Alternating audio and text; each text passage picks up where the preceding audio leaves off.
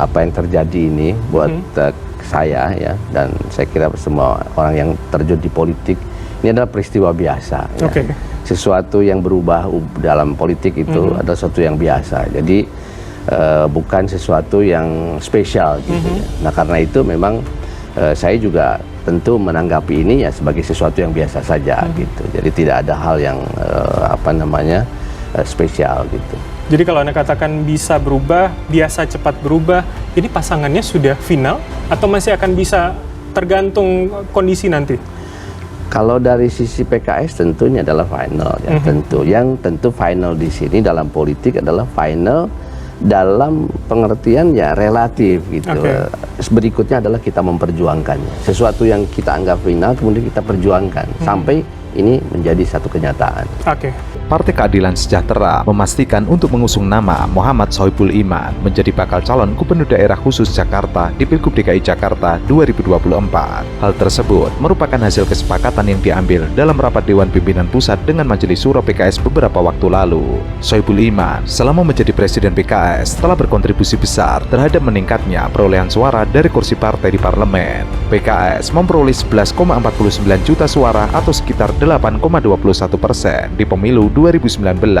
Jumlah ini naik signifikan ketimbang pemilu 2014 yang memperoleh 8,46 juta suara atau 6,77%. Sekarang kan posisinya belum 20%. Kita perlu berkomunikasi, perlu menjalin koalisi dengan partai lain. Nah, tentu dalam konteks itu pasti ada negosiasi-negosiasi kan.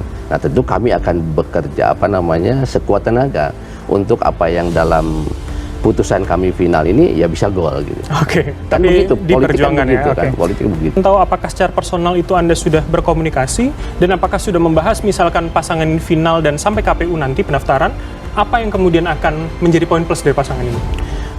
Pertama saya jawab bahwa dengan Pak Anies saya tidak berkomunikasi, belum berkomunikasi. Nah kemarin ketika diumumkan ya tentu saya ingin berkomunikasi, tapi saya mendapatkan informasi bahwa Pak Anies kan pergi ke Spanyol ya.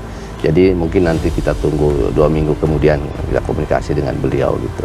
Dan nanti di dalam perjalanannya ya kami tentu akan berkomunikasi dengan partai politik yang potensial bisa berkoalisi dengan kita.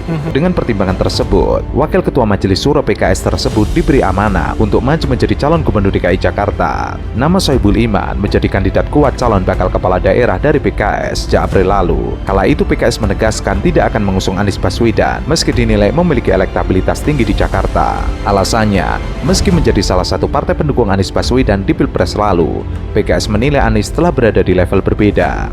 Terus atau kemudian ada ruang untuk Nasdem di situ bisa berdiskusi? Ya tentu ada diskusi pasti, dan itu proses yang biasa dalam politik kan.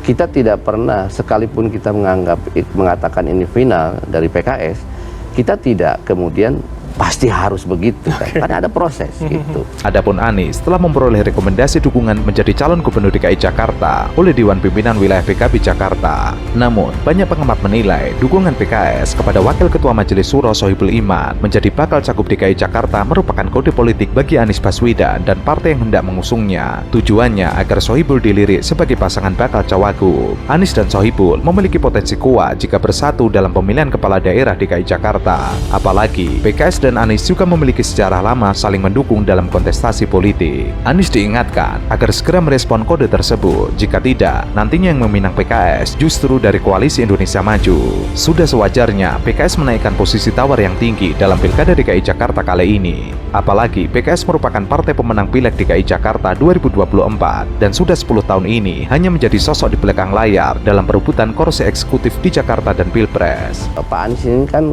sejak Pilpres ini kan dicalonkan oleh Nasdem paling awal gitu ya, sehingga sebetulnya terbentuk asosiasi Pak Anies ini ya Nasdem gitu. Nah menurut kami itu bisa diposisikan seperti itu, Pak Anies sebagai cagup yang diusung oleh Nasdem dan saya sebagai cawagup yang diusung oleh PKS gitu. Tapi kemudian kan, dengan deklarasi ini paling tidak saya mengutip kata Prof. Burhanuddin Muhtadi begitu, katanya PKS ini stealing the show, ingin kemudian perhatiannya ke PKS, ya stigma itu PKS ya Anies gitu. Ya alhamdulillah kalau disampaikan oleh Mas Burhan katanya PKS ini jenius katanya, stealing the show katanya. Saya kira itu hal yang memang hal yang baik ya di dalam politik, karena kemarin kan wacana cawagup DKI ini kan ya itu saja kan mungkinnya. Ketika kemudian PKS menyampaikan keputusannya, ini kan ada sesuatu yang lain gitu ya, terjadilah dinamika gitu.